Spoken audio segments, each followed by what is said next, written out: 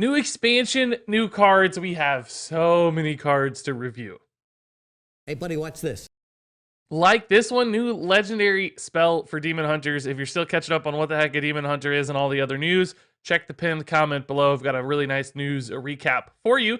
But this is a new legendary spell, and it reads, swap your hero power to deal 5 damage, and then after 2 uses, you will swap it back. So essentially here you take your 1 mana default hero power for Demon Hunter, you move into a new 1 mana deal 5 damage hero power. So I think this could serve as a really great finishing tool for an aggro deck, whereas in the past you might have used Leroy Jenkins for that sort of thing. Leroy has now rotated out of standard format, which means you're going to need some kind of finishing burst damage opportunity, and this one gives you 10 damage. You invest 5 mana now, and then you spend 2 mana later, eventually over 2 turns, and you get that kind of Pyroblast, that 10 damage that can go to the face. And you don't have to use it in 2 turns necessarily. It says after 2 uses, not 2 turns, so you could just bank this for a while as well. If you have 5 spare mana in any given turn, as aggro decks sometimes do, then you save this down the line, use those 2 when you need them desperately to get that last 10 points of damage. So I do think this could serve as that really nice finishing tool for a faster deck. I mean, theoretically in a pinch, of course, you could use it on minions as well if you had to. If you needed to clear a taunt or something, use your Metamorphosis for 6 mana immediately to deal 5 damage to that taunt and just move through with some minions. So I do think this spell has quite a bit of utility, and it doesn't seem like super efficient from a timeline standpoint, right? Like it takes, 2 turns at least, maybe 3, fair bit of mana spread out over multiple turns. Like that seems kind of inflexible and pretty committed to the game plan. But nonetheless, I think the inevitability of it and just how much raw damage it can pump out is still going to make a spell like this worth it for really fast Demon Hunter decks, which I think will be the strongest version of Demon Hunter decks. Moving on here to Skull of Gul'dan. It's a 5 mana Demon Hunter spell. Again, this one draws you 3 cards, and then Outcast is the keyword on this one, which will reduce their cost by 3. Quick reminder, Outcast means if this is the left or rightmost card in your hand, it will receive the Outcast bonus. So for instance, if this has been sitting in your hand for a while you're playing other cards, it will pretty naturally move itself to the left side of your hand. Might be something you want to play as a reload opportunity, right? That means you then draw 3 cards and you reduce their cost by a ton. So I don't think this one will be particularly difficult to pull off the Outcast. Plus, if you top deck it when you're desperate for a reload, then boom, you're good to go again. It's really only when it's stuck in the middle of the hand that it's not going to achieve that.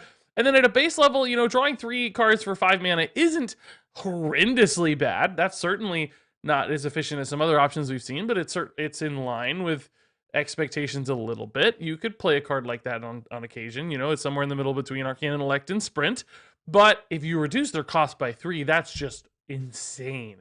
That upside is ridiculous. As we've seen with so many other kind of cost cheat cards, it's definitely not a wondrous wand off Heistbaron Togwaggle or a Rogue Galakron, but it's getting in that vein, right? And what I think that means is this feels like a card that has some opportunity to get that upside fairly consistently, serve as a nice reload tool for Demon Hunters, and could certainly be a playable card. So next up here, we have the Gleaves of Azeroth, Illidan's famous weapons. 5 mana 3/4 weapon here. After attacking a minion, your hero may attack again.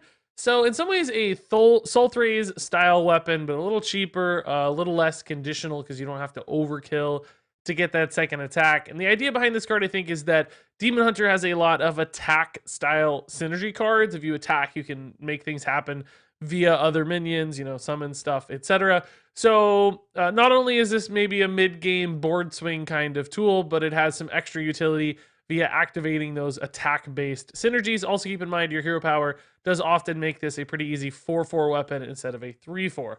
So this definitely does have some mid-game board swing potential, some activation potential, but nonetheless, I don't think Demon Hunters are often going to be wanting to hit minions a lot with their attacks. I think they're going to be much more aggressive, utilizing minions to trade in to activate minion death synergies and such. So all in all, a fine card. It seems suitable enough for the class. It's better than some comparables. But nonetheless, I'm not sure it's going to synergize that super high aggression that I'm expecting to see from Demon Hunter. But of course, that could shift over the time into future expansions. So keep an eye on a card like Gleaves of Azeroth. I don't expect it to see play immediately, but I do think it's a playable card. So moving on to some of the new Prime minions, we've got Kargath, Blade Fist here, Warrior's new Prime minion. He's a 4-mana 4/4 with Rush, so pretty good at a default level. You know, not as good as a Restless Mummy in most cases. Probably a little worse than something like Militia Commander, which has now rotated out, remember? But nonetheless, reasonable enough front half of this card. And then it has a Death Rattle, which will shuffle Kargath Prime into your deck. That's an 8-mana 10/10 with Rush. And it reads, whenever this attacks and kills a minion, gain 10 armor.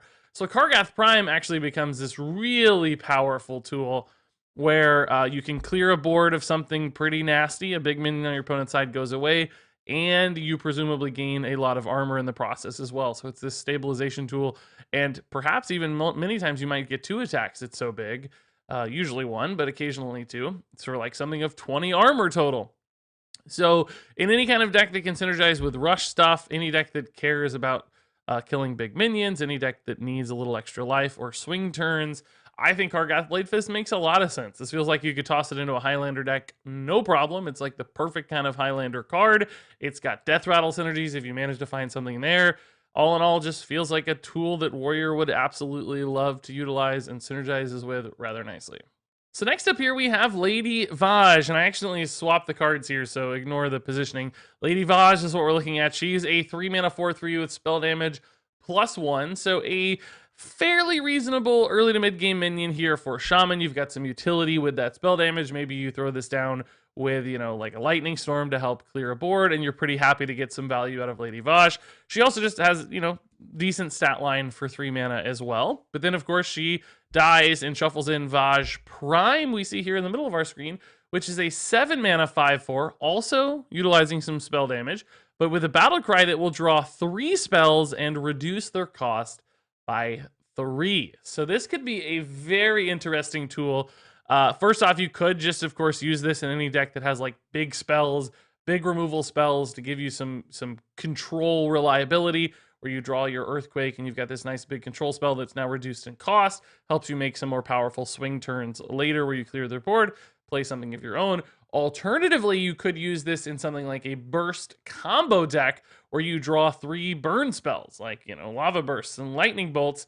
You reduce the cost of those to 0 in the case of all of the cards I mentioned, and then you have some spell damage on board, or maybe you set up some spell damage with Malygos later, and you've created yourself a pretty cool OTK. Get a couple lava bursts and a lightning bolt, slam a Malygos, and you've got a ton of burst damage possibility as long as you build your deck in a way to support Vashj Prime. So whether this is just a general utility card that gains you some tempo and has a little bit of spell damage value, or this sets up something much bigger, in both cases, I feel like Lady Vashj has a lot of potential. Now, one of those decks would have to succeed. So the likelihood for this card to be great is, you know, maybe kind of middling, but certainly the opportunity or the power level of this card is rather high. So next up, let's take a look at Arch Spore Shippen for Druid. This is a 3-mana 3/4 with Taunt at a base level, so pretty good start, just like a fearsome monkey kind of minion. That was a playable card in the past. I could certainly envision Druid caring about slowing down your opponents in the early game, so great front half of this card. And then Shippen Prime getting shuffled in is a 10-mana 9/9 that has Taunt, and choose one, summon a 9/9 Fungal Giant with Taunt or Rush. So basically here's their opportunity to get yourself a nice big board late in the game. For 10 mana, you get the 9/9 Taunt with potentially another big 9/9 Taunt, just locking down some boards that don't have that reactivity. Or if there's something you really, really need to kill on board, you can also get it with Rush instead. So basically in both cases, you're getting a lot of stats on board and reacting to your opponent's board in a fairly reasonable way. Now, there's also the possibility to play this in Quest Druid, where you get both halves of the choose one, which by my reading will summon you 2 9/9s, additional 9/9s, one with Taunt and one with Rush, although theoretically it could still be a single 9/9 that has both Taunt and Rush. I'm curious how you guys are interpreting that. I haven't seen this in action just yet, so I don't know 100% either way. That certainly does impact the power level in Quest Druid. Getting 3 9/9s, obviously much, much better, but in any case, I think this is still a pretty powerful tool. In Quest Druid, could fit into something like a Highlander Druid rather nicely. So just a good card. Moving on here to Kael'Thas Sunstrider. 6 mana, 4/7 that reads every third spell you cast each turn costs 0. So you guys already have access to this card like right now. You log into Hearthstone. And that means we're going to get to see him in action very, very soon. But I have some concerns about Kael'Thas' power level. Certainly, 0 mana spells are fantastic. There's no question about that. You can turn a 10 mana spell into a 0 mana spell. The problem, of course, is kind of setting that scenario up in a way that's sensible. So you have to have a deck that's running both cheap spells and an expensive spell to make that make sense, right? Because Kael'Thas, you spend 6 mana. You only have 4 remaining mana in a given turn at max mana, which means you might be able to play a couple 2 mana average spells and then play one big spell to follow it up. So say if you're in Mage, you could go Frostbolt, Pyroblast, right, for 16 damage. And that's a pretty cool example of what Kael'Thas could do. But is that actually enough, right? Is that going to be a super powerful turn or maybe just kind of average? In other words, we already have cards like Dragoncaster, which give us 0 mana spells without adding an additional condition in Mage. So maybe Mage can already do that kind of well. I mean, you got to have dragons, I guess, but you don't have to have multiple cheap spells. You don't have to set up like a 4-card turn. I think that's a little bit less restrictive than something like Kael'Thas. Now, that said, of course, it's not just Mage. Any class can use this. So can Shaman use this in some interesting way, right? Lightning Bolt, Bloodlust. Can Hunter use this with things like Rapid Fire, 2 very cheap spells? There are a lot of 0 mana spells out there. Can Priest slam a couple 0 mana spells and then something really big, right? The question is, how big is the payoff on that third spell? And is it big enough to make it worth it to run some cheap spells in the meantime? Because most decks don't want to go all cheap spells and then some big spells as well. That's kind of at odds with one another. So there's a bit of a deck building restriction, and then of course, just card slots in your deck have value as well. Now, that said, I can imagine some deck finding that right combination. For me, something like a Mana Cyclone Mage already makes sense, right? Just you generate cheap spells off Mana Cyclones. You might even generate some expensive spells, get that power of creation, and you're happy. But I think Highlander decks are the most obvious spot for Kael'Thas, and then that adds another layer of restriction. So all in all, this looks like a really fun card. There are some cool combo opportunities, some big swing plays are possible, but I have some concerns about consistency and essentially structuring a deck in a way that really, really supports Kael'Thas nicely, because I can imagine him sitting dead in hand way more often than not, where you have to set up this exact scenario. The turn has to match up with it nicely. The hand has to match up. All of those things are just introducing a little bit of doubt when it comes to Kael'Thas. So certainly a card I'm going to enjoy a lot over the next week or two, and hopefully we can find a list that makes sense with Kael'Thas. But for now, still just not 100% confident. So next up, let's take a look at Teron Gorefiend, a new 3 mana 3/4 neutral legendary with Battlecry: destroy all friendly minions, and then Death Rattle, resummon them with +1/+1. So there are all kinds of shenanigans available with Teron Gorefiend. I think the most obvious synergy is a deck that likes to have death rattles that you want to activate. So think about like an egg deck, for instance. Anytime you have an egg that you're happy to kill, you get that back half of the egg, which is usually going to have some big statted minion hiding inside of it. And then as soon as Teron dies, you get that egg back and it's got stats, so it can actually attack again immediately, which is sometimes a downside of eggs. So all in all, Teron Gorefiend can really set up some pretty crazy boards as long as you have a deck that can do that and survive and compete along the way. Of course, this is a legendary card. You don't want to be 100% reliant on Teron because you may not find him sometimes, but nonetheless, he can certainly complement that style of gameplay. Now, beyond eggs, there are some other potentials for Teron Gorefiend. Imagine you have yourself a nice little board of minions. You think your opponent has like a Hellfire, for instance, and all your minions have like 3 health. And you're like, oh man, they're going to Hellfire me. I'm screwed. Slam Teron Gorefiend, hide your minions basically inside of Teron Gorefiend. They got to resolve the Teron Gorefiend. You trade it in, kill it off or whatever. Your minions come back and now suddenly they all have 4 health outside of that significant breakpoint. Now, clearly that's a perfectly calculated situation, which will rarely ever happen. But basically the idea is you can invest that current board into a future state and make it much stronger. And there might be some reasons that's a beneficial sort of thing to do, given certain breakpoint situations, mana costs. So all in all, I have to imagine this card finds some line of play. All right, next up here we have the Bulwark of Azeroth, one of the most iconic shields, I'd say, in all of World of Warcraft. I always remember how cool this thing looked, and it's a new legendary weapon for Warrior. It's a design that people have been suggesting for custom cards for forever, I think. This one's a 3-mana 1/4, and it reads, whenever your hero would take damage, this loses 1 durability instead. So we have here basically the super tank weapon for Warrior, a defensively minded weapon instead of an offensively minded one. And at the worst case scenario, that basically means Bulwark of Azeroth is going to heal you for 4 health. Like if your opponent had 4 1/1s on board and you played Bulwark, they'd attack with the 4 1/1s. Each hit would remove a durability and you wouldn't take that damage, healing you for 4. So that's your minimum 3 mana heal 4, which is certainly not great, but not the end of the world. It's not terrible. Plus, you have 1 attack on this weapon as well, so you get some upside there. But more likely, your opponent has a 3 attack minion, and a 4 attack minion, and a 6 attack minion, and maybe an 8 attack minion, and this could heal you for like 20 damage. I obviously didn't add those up, but you get the idea. If they had 3 8/8s, guess what? You're healing for 24 off of Bulwark of Azeroth. So there is some potentially crazy high upside with this one. Not to mention, of course, if you just want to ping off an 8/1 that's on board, you can do that without taking any damage, right? Like it won't actually hurt you. It'll just use some durabilities up instead. So I do think in a defensive control warrior deck, Bulwark of Azeroth could certainly make some sense to help you mitigate damage on big key turns. In a way, it almost works like a timeout or something where you're just kind of slowing down your opponent. You're buying yourself a turn. Clearly, you're not removing those assets. They are gaining a little bit of value over you, but only really negating 3 mana that you've spent if they do burn through the durability. So it's not like you've made a big commitment here to save a lot of life. So all in all, I think this card is really, really cool. It's one of my favorite pieces of gear in World of Warcraft, and I think it's going to be a really fun legendary card as well. So now let's move into some imprisoned minions, like the Imprisoned Observer, a 3-mana 4/5 demon for Mage.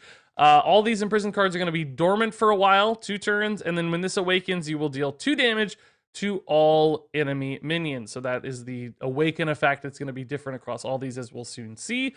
So basically here you have a nice overstated minion, but it takes a little while to come into play. But when it does, it's going to do a bit of board damage, hopefully clearing up some of your opponent's small stuff.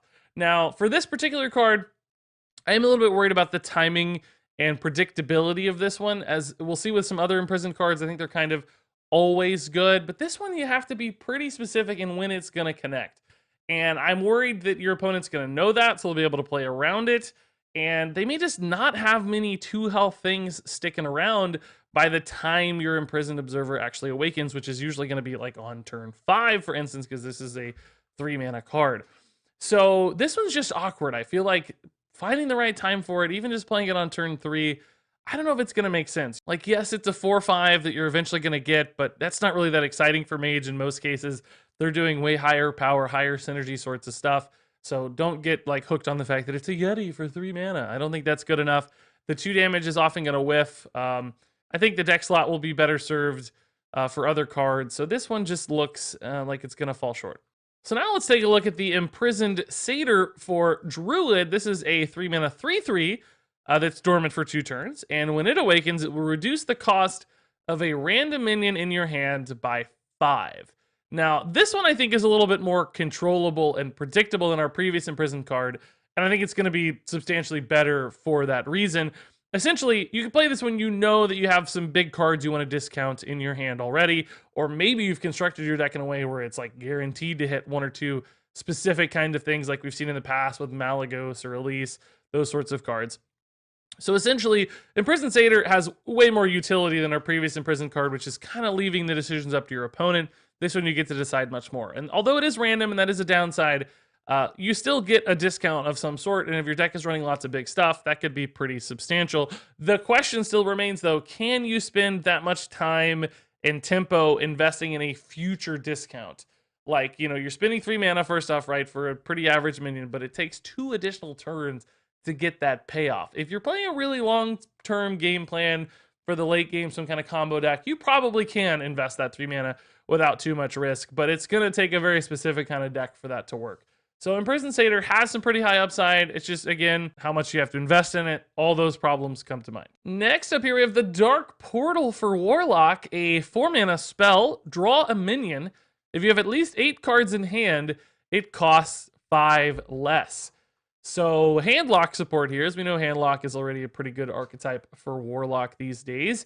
And this card scares me a little bit because you could theoretically run an all-spell Warlock with only like a Malygos and then discount your Malygos by 5 via your Dark Portal and then set up some kind of crazy OTK. Now, I don't know if an all-spell Warlock's consistent enough for that to work. You might still need some Mountain Giants and stuff to help the Handlock part of it get off the ground, some Twilight Drakes, etc.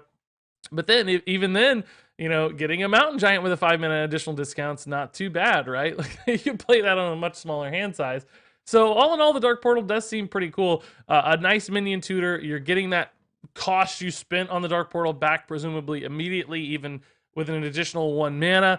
So if your deck is a Handlock deck at all that has that many cards, this works really nicely in the mid game. Now, in the late game, when you've started to drift down to smaller hand sizes, the Dark Portal's probably not as exciting for 2 reasons. One, if you've already drawn a lot, you're probably pushing yourself much, much closer to fatigue, and you have some concerns about drawing cards at all. And then, of course, the discount doesn't apply if you're only running something like 6 cards in hand. So will that sort of late game punish for the Dark Portal make up for the early game strength and pull this card's power level down? Perhaps it could. I could see that being an issue. But nonetheless, I still think playing this on turn 4, even something like turn 6, still offers you some really big swing potentials.